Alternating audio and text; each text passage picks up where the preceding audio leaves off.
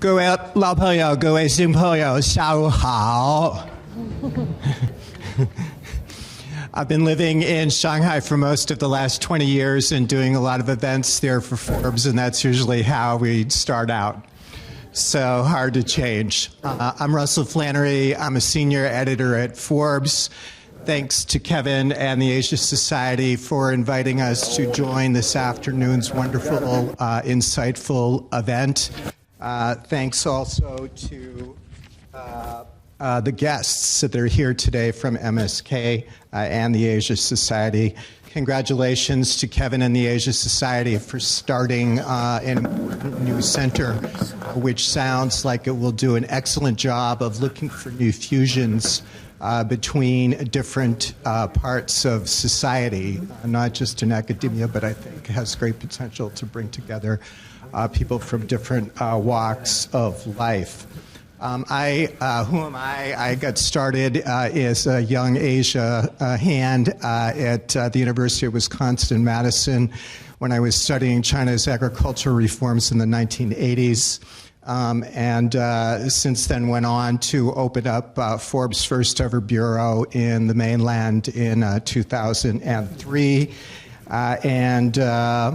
Since then have been in charge of our billionaires research and our wealth research in China. And also through the middle of last year was the editor-in-chief of our Chinese language edition of Forbes. So that's a little bit about myself. It's kind of striking to hear the pessimism in the last panel, but be here now to talk about the better hopes of the relationship. In brief, we have four outstanding panelists. Kevin, of course, is back on stage. Kate Logan, also from the Asia Society Policy Institute, is the Associate Director of Climate. Dr. Vickers is the new CEO of Sloan Kettering, which has played a very important role for Forbes in China through our Chinese language edition at bridging the conversation about collaboration in the fight against cancer. And last but not least, we have my close collaborator in that effort, Dr. Bob Lee, who is the physician ambassador to China and the Asia Pacific at Sloan Kettering. Kevin, first off, it's such a dark previous panel. Where are the fertile soil? Where is the fertile soil for collaboration in this relationship at this point? Who is involved, would you say, in bringing it about, and how are they going to do that? Well, thanks, Russell. And I'm not just a sunny optimist because I'm a sunny Australian, and we have lots of sun in Australia. But I also am a rationalist, and I actually see rational grounds for hope. And rational grounds for hope exist because these two countries, these two cultures, these two civilizations have things that they have in common. And we simply need to apply the continuing magnifying glass to what they have in common and the common interests they wish to pursue, and, unfashionable as it may sound, some of the common values that they share. So, and our job at the Asia Society is always, as I've said in earlier formats today, the sound of two hands clapping. We will always talk about the problems, always talk about the challenges, but our mission is always to bring focus to bear on the opportunities as well. That's why I'm so glad to be here with colleagues today, including, of course, Kate from the Centre, from the Asia Society Policy Institute, but also Dr. Bob Lee from MSK, and a particularly warm welcome to Dr. Vickers. Being the CEO of Memorial Sloan Kettering is a big deal, and we're so glad to have you here with us this afternoon and to take time from your valuable program to share with us reflections on how we can collaborate in global public health between the two countries, and in particular in cancer, a challenge for both societies, and how do we advance the development of cancer treatment drugs expeditiously and effectively to the benefit of millions of real, live and suffering human beings. So, what's my overall comment about collaboration and the space for it? When I wrote this little book of mine called The Avoidable War, it advances not exactly a piece of rocket science, but some basic common sense which says you can do three things with this crazy relationship between America and the People's Republic of China. You can, in the area where we have strategic red lines, further define and have agreement on, assuming what Eva Medeiros said before is possible, agreement from China and the United States on what those red lines would be and what the guardrails should be around them so as to reduce the risk of them escalating into crisis, conflict and war by accident.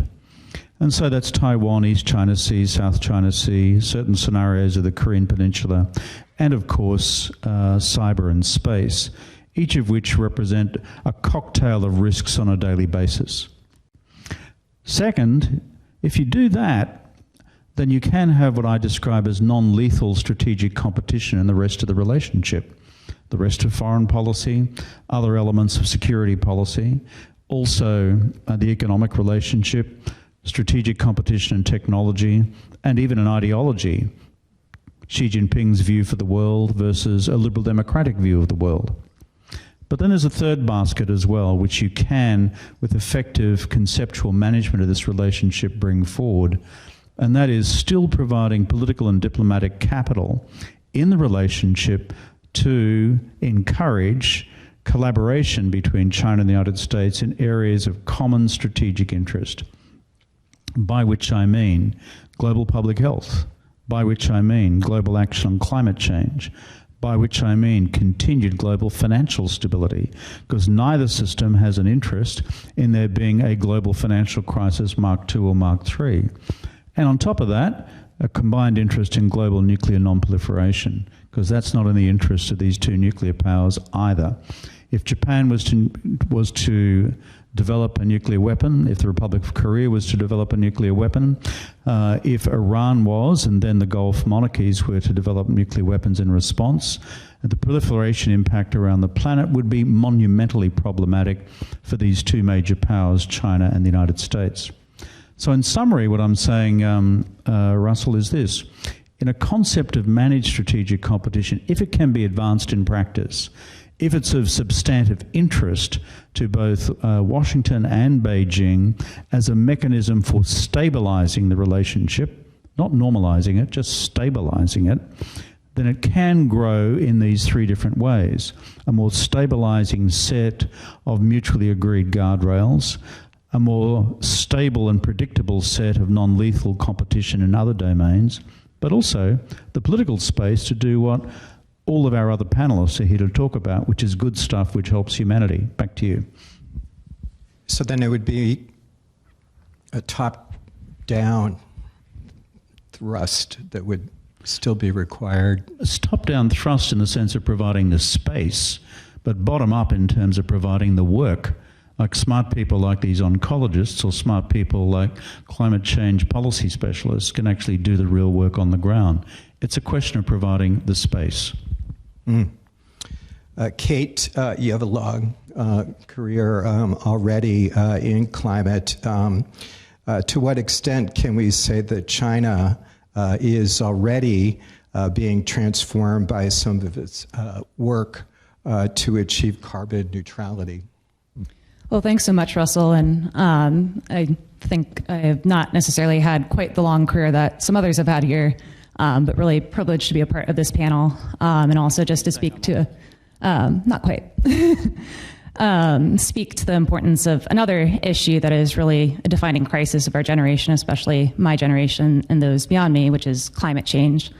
I think I'm going to respond by making a few observations and certainly standing on the shoulders of many fantastic analysts in the field to try and summarize these in a way that makes sense.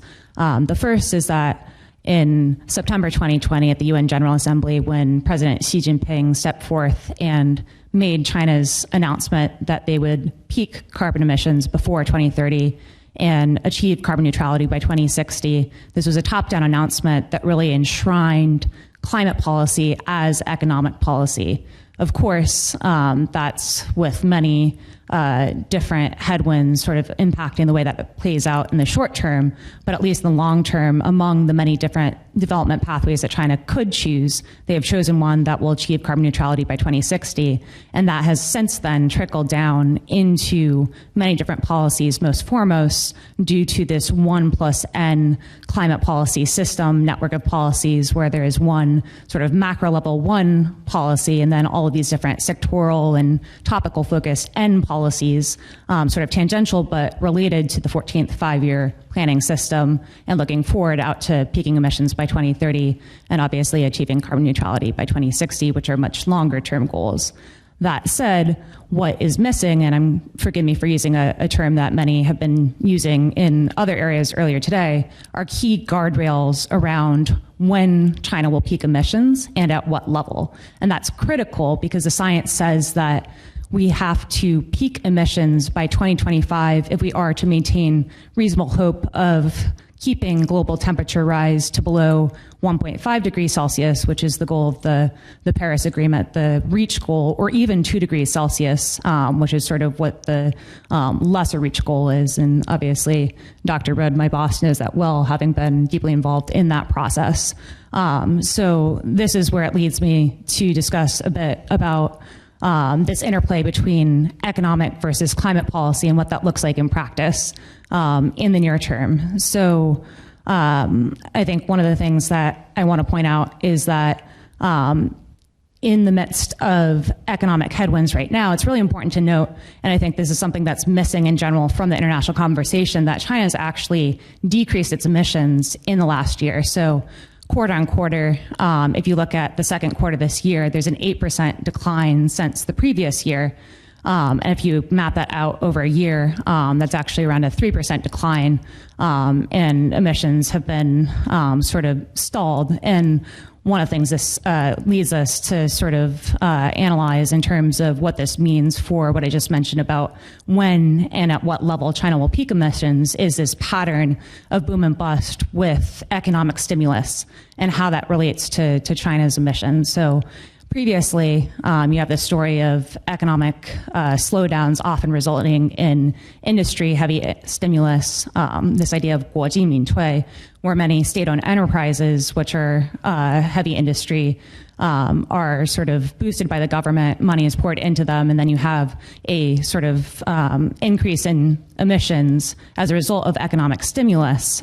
So I was working and living in Beijing back in 2016, saw this directly in terms of the pressures, and there was a time where some analysts were wondering whether China's coal consumption had peaked. But after the stimulus happened, it was pretty clear that that was not the case. We're sitting in one of these moments where there is an opportunity to adopt a cleaner stimulus going forward, but the question is what will happen in terms of all these economic headwinds, zero COVID, conflation of factors. The good news is that China has the most massive renewable build out in the entire world, and they're investing incredibly in all these different technologies that we need to decarbonize. And it's not really an issue of money or technology. It really is an issue of motivation and where the policy plays out in practice. A lot of the issues that analysts are pointing to right now in some respects as potentially being negative headwinds for climate in terms of China increasing coal production on a massive scale, also continuing to build new coal-fired power plants are really crisis response measures. And if China sits down and implements some of the harder reforms, especially when emissions are sort of stalled in this period of economic downturn, especially grid reform. We saw this play out in terms of how this past summer, especially with the hottest heat wave on record in China, really having massive impacts leading to electricity shortages again. And essentially, there's one pathway where China can adopt power sector reform and really make the difficult policy and motivation decisions to have a cleaner response measure going forward. But then there's another pathway where you continue to have this sort of crisis response and investment in heavy industry for economic stimulus. And that's really the question going forward is what will that look like in the next couple of years in this decisive decade for climate action? Yeah, I should point out that, let me summarize your career accomplishments, if I may. You did work with Ma Jun at the Institute of Public and Environmental Affairs, certainly one of China's most influential forces for environmental good, and started out your career in Beijing as a Princeton and Asia Fellow at the Natural, just throwing it out there. Sometimes the NRDC and NDRC get mixed up, so just keeping it straight. At the Natural Resource Defense Council. So just thinking about Ma Jun, could you name a few names? Who are the drivers, would you say, for a domestic policy push that we want to keep an eye out on over the coming period? You just talked about some of the big picture conflicts, older state-owned enterprises that maybe haven't invested as much in state-of-the-art power and energy equipment. But if we're trying to think of people to keep an eye on, who would you suggest? Yeah, no, that's a good question, and sort of happy to speak a bit about how that experience shaped me. And I think I sort of, have really been impacted by my own experience working for a domestic Chinese NGO and also for an international NGO that had been working in China for a long time in terms of seeing the value of constructive exchange. And actually, when I first started working at the Natural Resources Defense Council Beijing, I got there just as China was revising its key environmental protection law for the first time since it had been adopted. So it was being revised for the first time in 25 years. And I saw NRDC bring in a couple experts from the US to sort of advise on some of the key provisions of that law.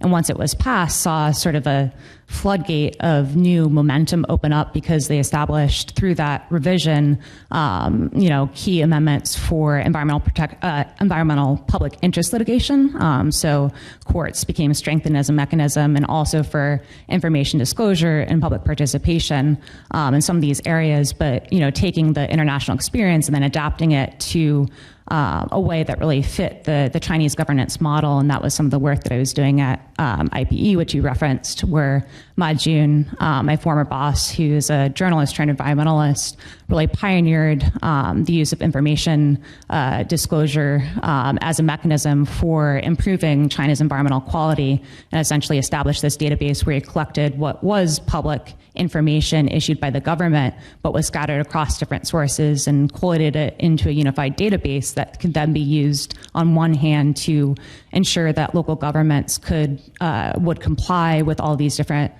regulations on information disclosure and transparency. And then, once they complied, that increases the amount of available information, but also as a means for constructively engaging international actors, such as multinational companies sourcing from China, to use the database to identify which of their factories have environmental violations and work with them to disclose information about their cleanup efforts, and really saw that as a mechanism for constructive exchange.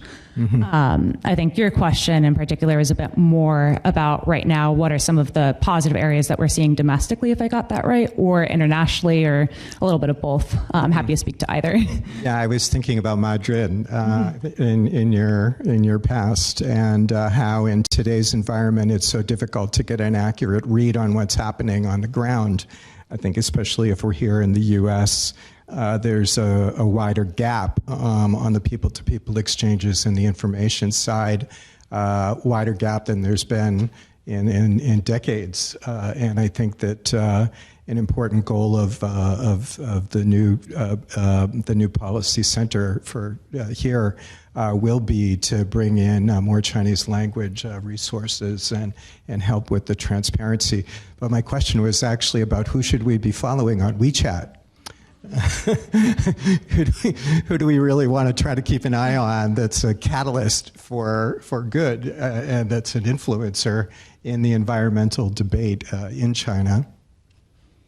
Yeah, terrific question, and would welcome you to respond to this as well if you have ideas to add. I think there's a number of think tanks that have been established domestically in China that have really had a massive influence in terms of shaping China's environment and climate policy, and a lot of big names, especially at Tsinghua University, Beta as well. And there's a terrific Green Belt and Road Focus Center at Fudan University, I think it moved to, that's been doing a lot of work to ensure that green components are incorporated into China's international investments. So certainly this network of policy think tanks, but I think at the same time, there's also a number of other more local and grassroots NGOs throughout China that also play a role in terms of monitoring the local situation. When I was at IPE, we worked with a network of, I think it was 56, 57 NGOs throughout China that really fed local reporting to us and helped sort of keep an eye on whether or not the enterprises in their own jurisdictions were complying with these environmental laws and regulations. Yeah, that seems to me to be quite an interesting area. Forbes has been covering healthcare and promoting the advance of healthcare research for decades, and we do that through the dozens of foreign language editions that we have. I was lucky to get to know Dr. Lee through our Forbes China Healthcare Summit in particular. And very grateful to Dr. Lee for all of his support with that. Bob, let me just call you Bob, if I may. U.S.-China relations aren't great. Why is collaboration with China to fight cancer at this point a good idea? Thank you, Russell. I'd also like to thank the Honourable Kevin Rudd, Dr. Rudd, for your innovative leadership, outside the box leadership at Asia Society, and forming a collaboration with Memorial Sloan Kettering Cancer Center, injecting and elevating cancer into the global agenda. So if we take geopolitics and foreign policy aside, if you just look at cancer, this is a common enemy of humanity that kills 10 million lives every year around the globe, with devastating effects on families and loved ones. So it's not a quick death. It's a really cruel enemy. And I've seen this enemy with my own eyes in autopsy of patients. There is nothing natural about it. The only word is evil. Out of that 10 million deaths, 3 million deaths occur in China alone. This is the number one in cancer death toll in terms of all countries. The United States is a number 2 in terms of cancer death toll with 600,000 lives every year. So just from pure looking at the facts, it just makes sense for the number 1 and number 2 victims of cancer to work together against this common enemy. Now, how do we cure cancer? Well, despite the technological innovation, rapid advances in scientific discovery, we still need to do clinical trials. This is the process, it's a scientific process, whether it's a new drug or a new device, a radiation technology or a prevention, a vaccine, you've got to put it through a scientific process with phase 1, 2, 3 clinical trials to prove that it's safe for patients and to prove that it works in fighting cancer. And that process, unfortunately, in today's in general sense, is 10 to 15 years long, and most drugs and most innovations actually fail that process.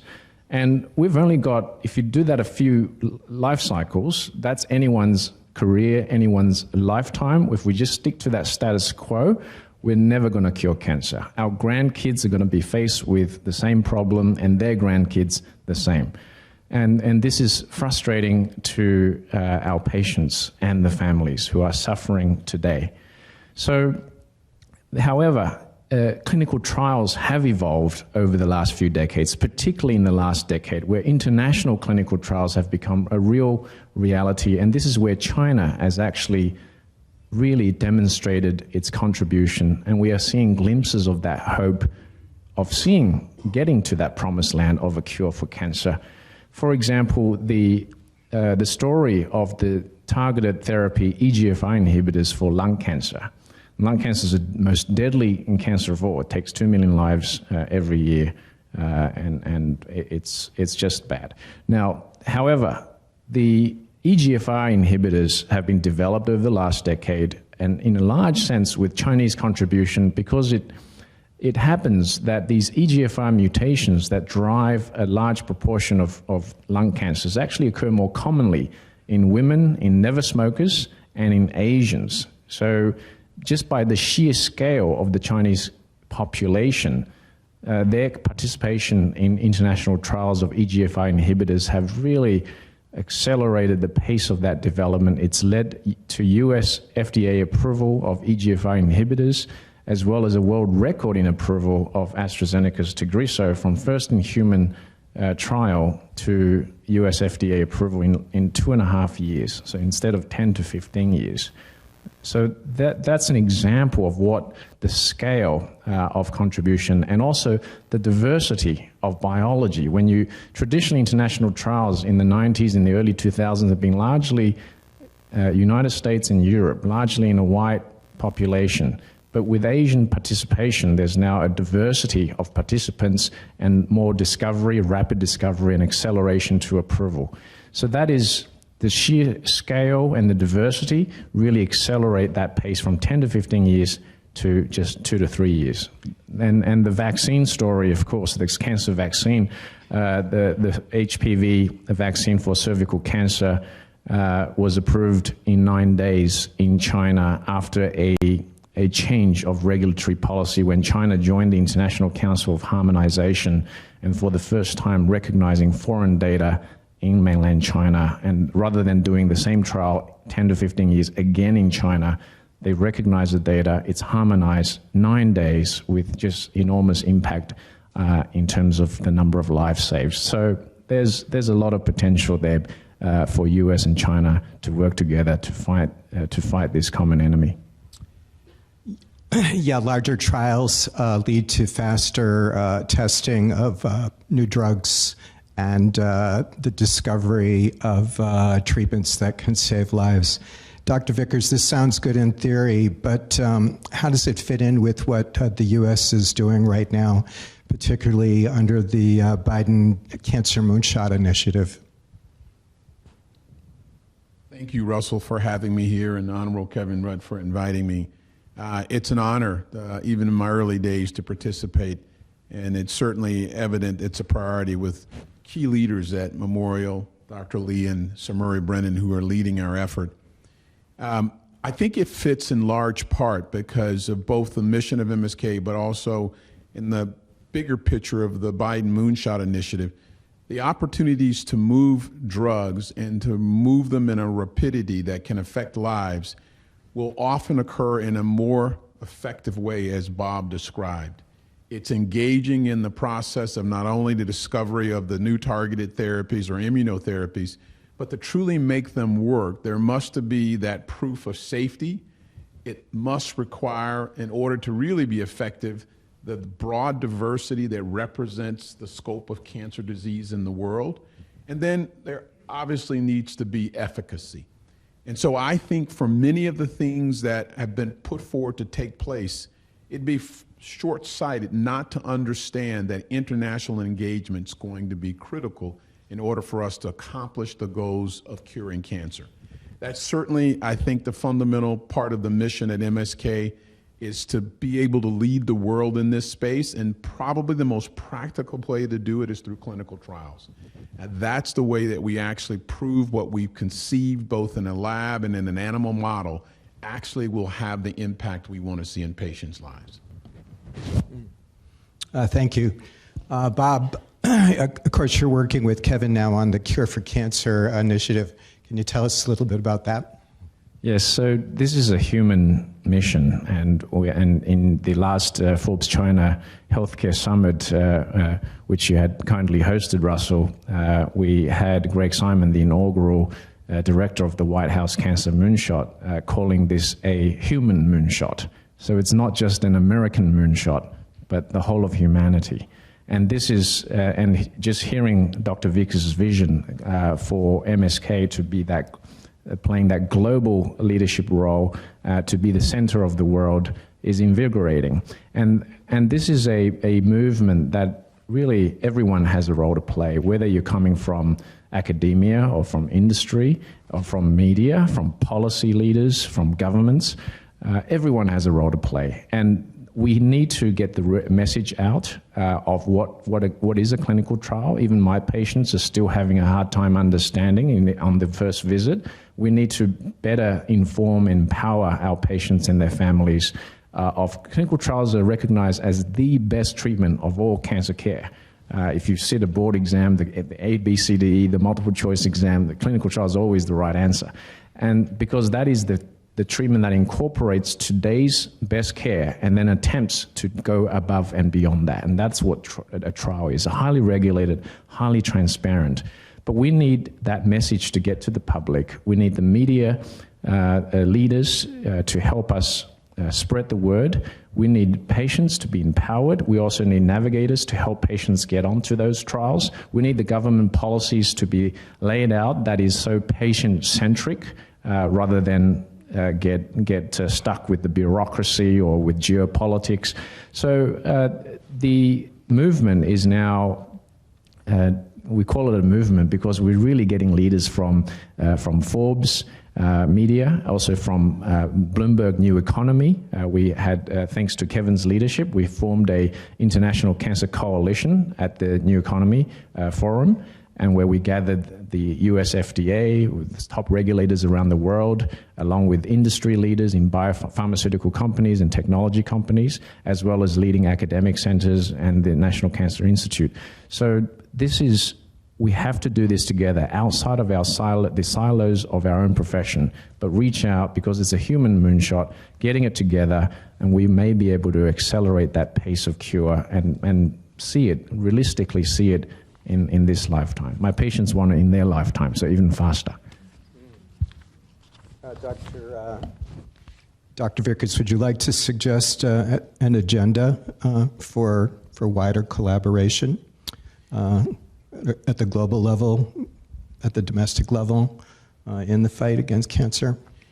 No, I think Mr. Rudd highlighted in the book, The Avoidable War, around the areas where we may actually have some focus. And I think Bob mentioned it as well. There can be a common enemy. There can be a common enemy that is actually by all means evil, and that's cancer.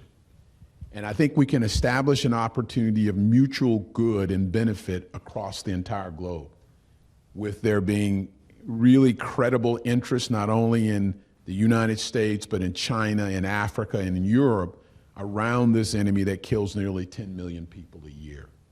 And I think that's a safe space where there is not one taking advantage or another, but actual mutual gain from advancing it.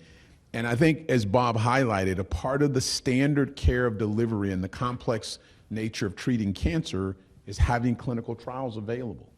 We cure just over maybe under or over 50%, so there's half the people with cancer are going to recur and going to need something beyond what we call standard of care right now. And for that to have an effect, clinical trials clearly need to be on the agenda for the world, not only just cancer centers like MSK. And absolutely, the goal and the ability to have people to understand that trials are valuable is really paramount. In many areas, it's less than 5% of the people who get cancer care get on trials. And it's largely because, as Bob said, they don't understand the best care occurs on trials because you get the greatest attention. You get CAT scans on time. You get your medications on time. All those are driven because the attention is focused on that patient. So empowering individuals across the world to do it, broadening diversity, which means it pushes us to expand outside of our culture. One of the great benefits is that this becomes a broader culture than just Western or Eastern. It actually becomes a world culture. That enhances how medicine becomes effective and accessible to the world. So there is great mutual benefit to have a common focus on an enemy like cancer that would affect in a positive way for both China and America. Yeah, I think that this is quite an important point for everybody sitting here who's a bridge between the U.S. and China, as we all are, where we're talking about space on the China side for collaboration and healthcare, which we see in our Forbes events that are supported by representatives of the Chinese government, and space for collaboration for a smart, world-leading institution here in New York like MSK, which is able to marshal global resources to achieve common good. So it's wonderful to hear Dr. Vickers talking about impactful, meaningful goal, but doing it's something more akin to a microeconomic level effort to solve a macroeconomic level problem. Kevin, would you like to make some final comments, perhaps? Yeah, sure. I'm always inspired when I deal with oncologists. I mean, and it's really smart folks at MSK. I mean, I'm just a political scientist. You actually do real science, okay? And real science produces real results in the real world. Often political scientists just create problems for the real world. But you solve real problems in the real world. That's the first principle. Occasionally, political scientists can be helpful, but rarely. Number two, the fact that MSK, which is a global brand and a global institution of global standing, is now taking the lead in driving global collaboration in this area, Dr. Vickers, is something which we'd like to thank you for. It's really important globally. And you're not just dealing with the good old US of A, important though that is. It's the country we are resident in, but for the world at large. And number three, the fact that you've got Dr. Bob here as your leading emissary is really helpful. Not only is he a great oncologist, not only is he from a great hospital, MSK, he's also Australian. And so he wins the trifecta. And so with MSK, Dr. Bob, and Australia behind you, you can only succeed. So, and I think what I'd say in conclusion is, when it comes down to the actual mechanics of regulatory impediments between China and the US on advancing trials of appropriate treatments, then we're there to help as the Asia Society, because we're in the bridge building business. A lot of people blow up bridges, we try to build bridges. So when you reach those points in your trial work with the US, Chinese or other regulators around the world, there's a problem. Please get onto us, because that's our job, to try and blast open the way through. So put your hands together for MSK, I think they're great.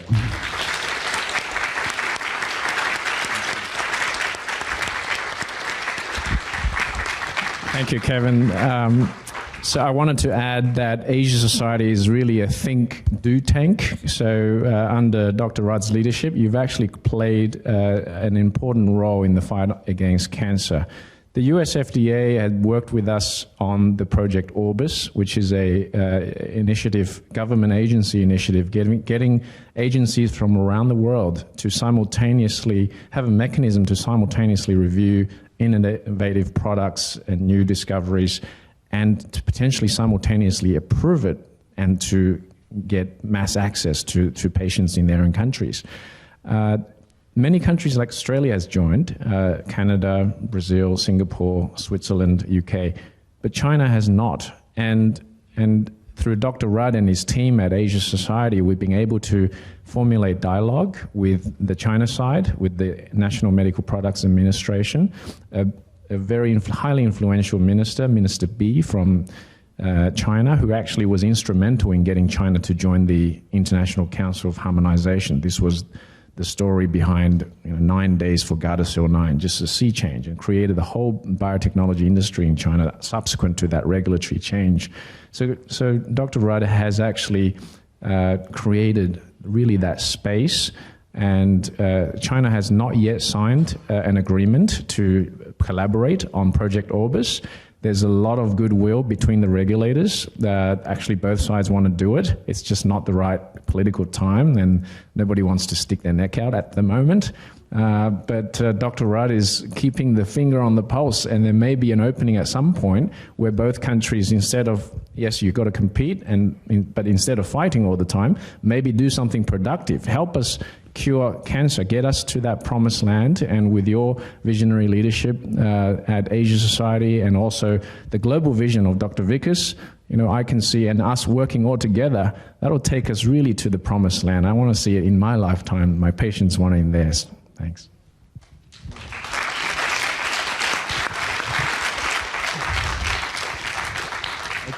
Okay, I think unfortunately the topic is great, and we're just scratching the surface of it. But we'll have to conclude for now. Thank you very much, Kevin, for having us. It's a pleasure to have a chance to meet so many folks interested in U.S.-China relations. Hope to keep in touch in the future. Thank you again.